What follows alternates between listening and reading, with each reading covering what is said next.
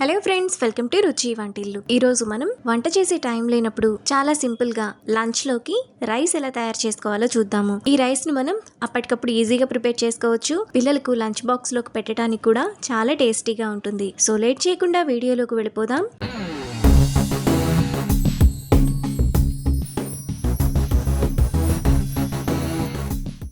ముందుగా ఈ రైస్ చేసుకోవడానికి స్టవ్ మీద పాన్ పెట్టుకొని అందులో 1/2 టేబుల్ స్పూన్ ఆయిల్ వేసుకోవాలి.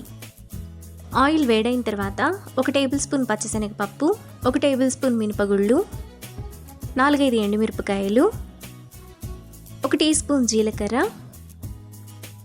1 టీ స్పూన్ ధనియాలు వేసుకొని మీడియం ఫ్లేమ్లో ఫ్రై చేసుకోవాలి. దినుసులను మాడిపోకుండా దోరగా ఫ్రై చేసుకోవాలి.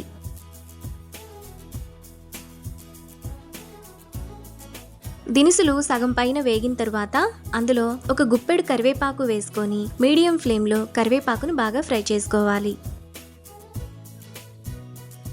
కరివేపాకు కూడా ఈ విధంగా బాగా ఫ్రై అయిన తర్వాత వాటిని మిక్సీ జార్లోకి వేసుకొని చల్లారనివ్వాలి.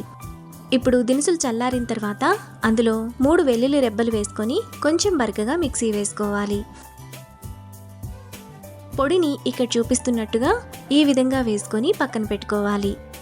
తరువాత స్టవ్ మీద పాన్ పెట్టుకొని అందులో 1 టేబుల్ స్పూన్ ఆయిల్ వేసుకోవాలి.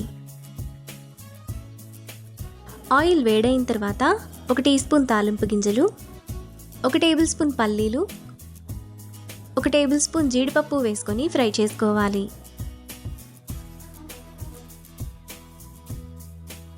పల్లీలు జీడిపప్పు వేగిన తర్వాత అందులో పొడవుగా కట్ చేసుకున్న 3 పచ్చిమిరపకాయలు, 1 రెమ్మ కరివేపాకు వేసుకొని ఫ్రై చేసుకోవాలి.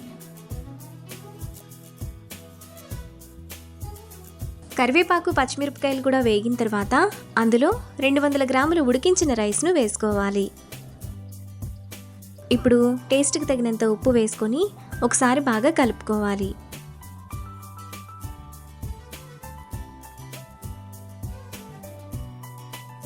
ఇలా కలుపుకున్న తర్వాత అందులో ముందుగా మనం మిక్సీ వేసుకున్న పొడి, 1 టేబుల్ స్పూన్ ఎండు కొబ్బరి పొడి వేసుకొని పొడి అంతా రైస్కు పట్టేలా 2 నిమిషాల పాటు మీడియం ఫ్లేమ్లో బాగా కలుపుకోవాలి. మీరు ఎండు కొబ్బరి పొడి ప్లేస్లో ఎండు కొబ్బరి ముక్కలను దినుసులతో పాటే ఫ్రై చేసుకొని మిక్సీ వేసుకోవచ్చు. 2 నిమిషాల తర్వాత పొడంతా ఈ విధంగా రైస్లో బాగా కలిసిపోతుంది. ఇప్పుడు 1/2 టీ స్పూన్ ఆమ్చూర్ పౌడర్, సన్నగా తరిగిన కొత్తిమీర కొద్దిగా వేసుకొని మరో నిమిషం పాటు కలుపుకోవాలి. ఆమ్చూర్ పౌడర్ అనేది పూర్తిగా ఆప్షనల్. కొద్దిగా పులుపు యాడ్ చేసుకుంటే ఈ పొడికి టేస్ట్ బాగుంటుందని వేస్తున్నాను. 1 నిమిషం తర్వాత మనకు రైస్ చాలా టేస్టీగా రెడీ అయిపోతుంది. ఇప్పుడు ఈ రైస్ను అప్పటికప్పుడు సర్వ్ చేసుకోవచ్చు, లేదంటే పిల్లలకు లంచ్ బాక్స్లోకి పెట్టడానికి కూడా చాలా బాగుంటుంది. అంతే, ఎంతో సింపుల్గా టేస్టీగా చేసుకునే రైస్ రెడీ. ఈ రెసిపీని మీరు కూడా ట్రై చేసి మీకు టేస్ట్ ఎలా కుదిరిందో నాకు కామెంట్స్లో షేర్ చేయండి. ఈ వీడియో కనుక మీకు నచ్చినట్లయితే లైక్ చేసి, షేర్ చేసి, సబ్స్క్రైబ్ చేయండి.